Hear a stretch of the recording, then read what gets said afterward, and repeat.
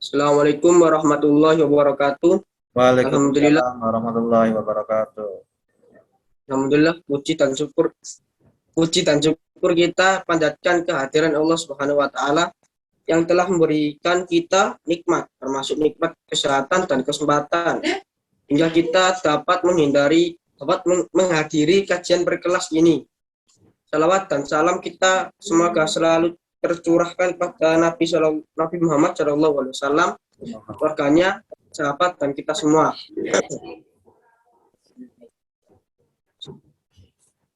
Sebelum mulai kajian berkelas ini, saya ucapkan terima kasih dan selamat datang khusus pada Ustadz dan Ustazah sekolahnya para pemimpin Muhammadiyah 7 Surabaya yang sudah meluangkan waktunya untuk hadir. Terima kasih juga kepada hadirin yang telah hadir. Hadirin yang saya hormati, perkenalkan saya Salman sebagai MC pada kajian berkelas kali ini, menyampaikan susunan acara kajian sebagai berikut. 1. Pembukaan. 2. Pembacaan ayat suci Al-Quran dan terjemahannya. 3. Acara inti yaitu ceramah, 4. Doa dan penutup. Acara pertama yaitu pembukaan. Mari kita buka kajian ini dengan sama-sama mengucapkan basmalah. Bismillahirrahmanirrahim. Acara kedua yaitu pembacaan Al-Quran oleh pembacaan Al-Quran dan perjemahnya. Kepada Zamar dipersilahkan. Assalamualaikum warahmatullahi wabarakatuh. Waalaikumsalam warahmatullahi wabarakatuh. A'udzu billahi minasy syaithanir rajim. Bismillahirrahmanirrahim.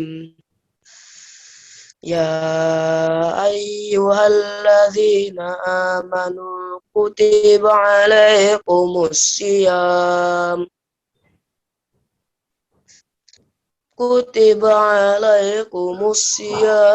kama kutiba alal ladzina min qablikum la'allakum tattaqun. Ayyaman ma'dudat. Faman kana minkum maridan aw ala safarin fa'iddatun min ayyamin ukhra.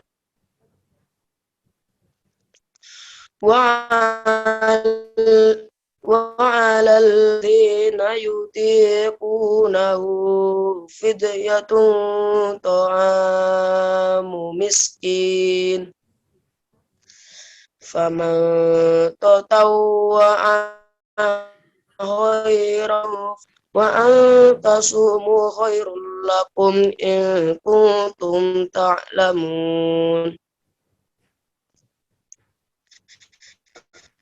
شهر رمضان الذي أنزل فيه القرآن هدى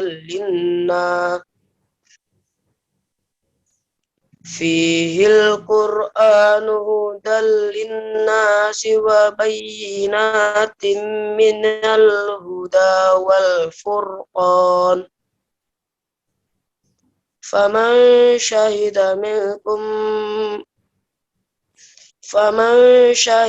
منكم الشهر فليصم ومن كان مريضا أو على سفر فعدة من أيام أخر. يريد الله بكم اليسر ولا يريد بكم العسر ولا يريد بكم العسر لتكملوا العدة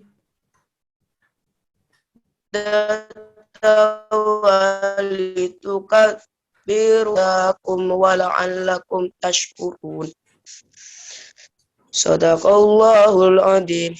Dan artinya, wahai orang-orang beriman, diwajibkan atas kamu berpuasa, sebagaimana diwajibkan atas orang sebelum kamu agar kamu bertakwa.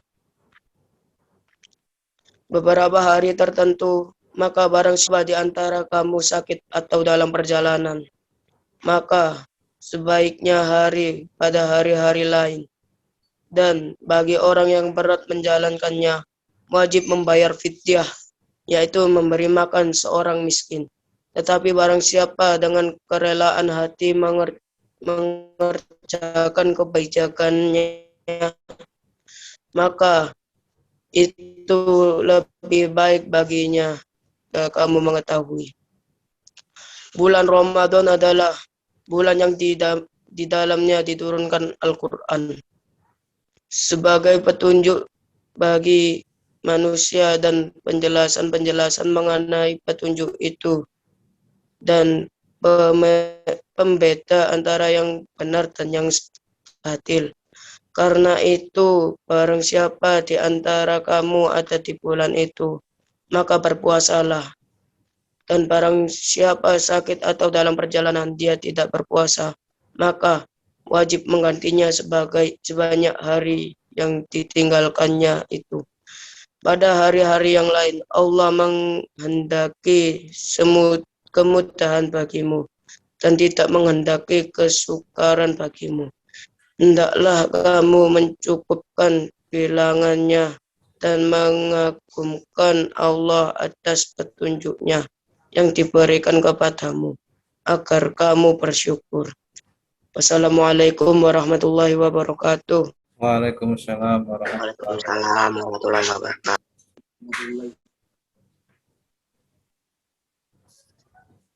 Terima kasih pada Damar. Semoga bacaan Al-Quran tadi mengundang rahmat dan ampunan dari Allah Subhanahu wa Ta'ala. Amin ya Rabbal Alamin. Kini saatnya kita mengikuti acara inti, yaitu acara ketiga. Ceramah oleh Ustadz Musa. Kepada Ustadz Musa, kami persilahkan. Assalamualaikum warahmatullahi wabarakatuh. Waalaikumsalam warahmatullahi wabarakatuh. Terima kasih kepada MC Mas Salman yang telah memberikan waktu dan kesempatannya kepada saya untuk menyampaikan yaitu keutamaan bulan Ramadan dan berpuasa. Alhamdulillahirabbil alamin. Asyhadu an la ilaha illallah wa asyhadu anna Muhammadan abduhu wa rasuluhu, amma ba'du. Pertama-tama marilah kita panjatkan puja dan puji syukur atas kehadirat Allah Subhanahu wa taala yang mana kita diberi kesehatan dan kesempatan untuk bisa mengikuti kajian perkelas Ramadan ini. Shalawat wa salam marilah kita haturkan kepada junjungan kita Nabi Muhammad SAW yang mana beliaulah adalah suri tauladan kita hingga akhir zaman kelak. Pada kesempatan kali ini saya akan berbicara tentang mengenai puasa. Jadi kewajiban berpuasa dan apa saja keutamaan di bulan Ramadan. Tadi yang telah dibacakan oleh saudara Qori yaitu Mas Zafar tentang kewajiban berpuasa.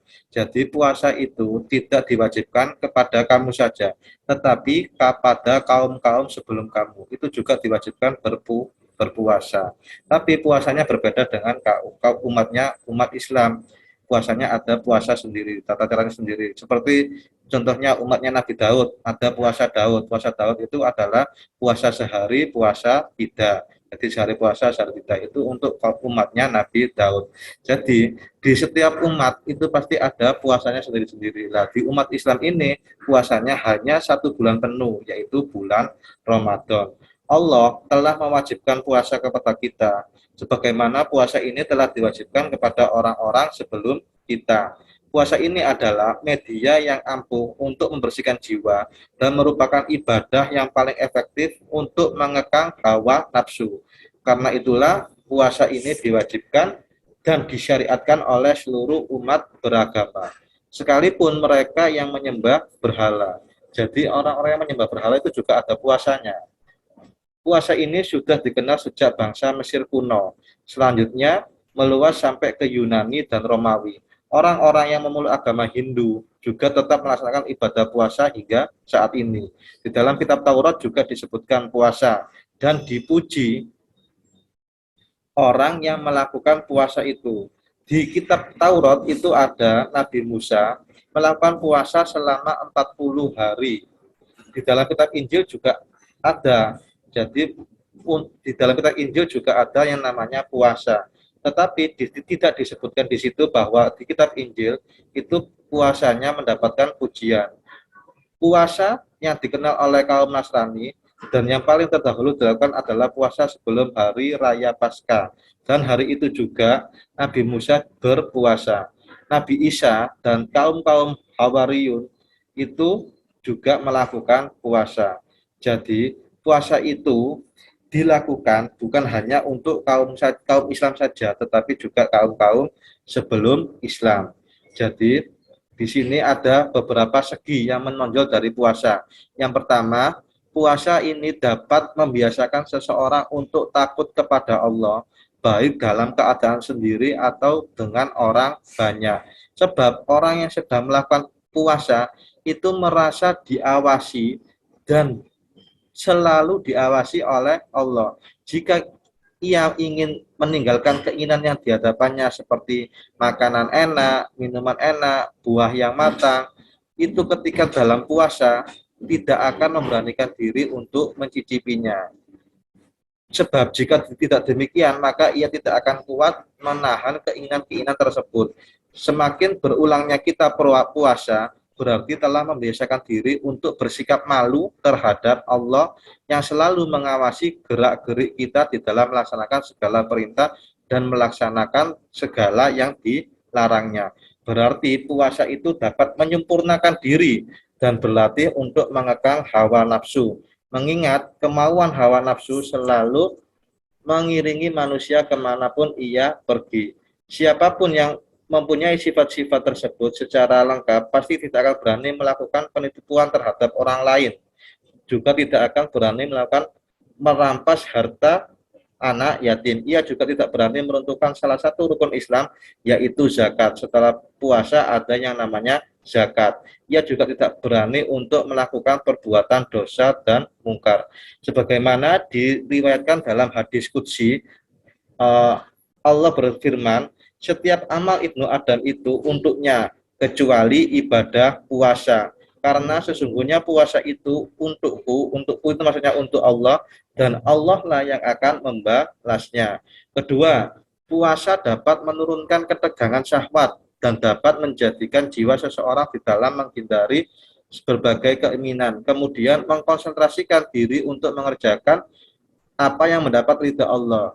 Di dalam suatu hadis, yaitu Nabi Muhammad SAW bersabda, wahai para pemuda, barang siapa di antara kalian yang sudah mampu, maka hendaklah melangsungkan pernikahan. Sebab kawin itu akan lebih menundukkan pandangan mata dan lebih memelihara kemaluan.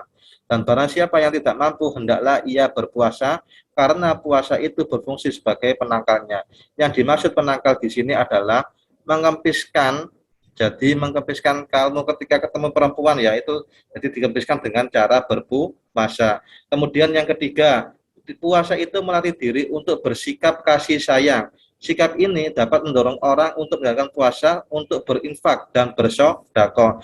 Ketika ia merasa lapar, maka ia teringat kepada kaum miskin yang tidak mempunyai makanan. Dengan sendirinya hatinya akan tergugah dan merasa kasih sayang terhadap mereka. Puasa ini juga menurunkan kebersamaan umat secara keseluruhan yang menanamkan rasa persaudaraan di dalam beragama.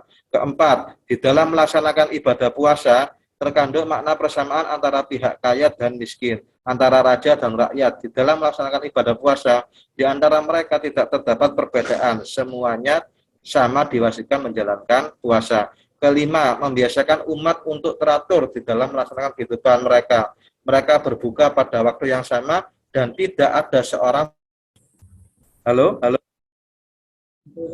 Nggih, monggo. Halo, putus ya? Iya, Ustaz. Ustaz, nyambung lagi.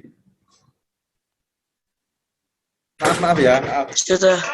Ya. Lanjut, sekarang yang keenam. Puasa ini juga sebagai pelebur bahan-bahan yang mengendap di dalam tubuh, seperti lemak-lemak. Terdapat di dalam tubuh orang-orang yang berpuasa mampu dan mempunyai daya tampung makan yang banyak, tetapi sedikit untuk bergerak. Puasa juga dapat meringankan kelembapan yang sangat membahayakan tubuh. Puasa juga membersihkan perut besar dari berbagai kotoran dan racun, merupakan akibat terlalu kenyang, juga memerlukan lemak yang sangat membahayakan jantung.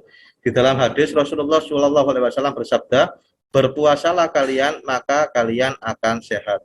Itu saja yang dapat saya sampaikan. Saya kembalikan ke MC. Nasrul minallah wa fathul qarib. Wassalamualaikum warahmatullahi wabarakatuh.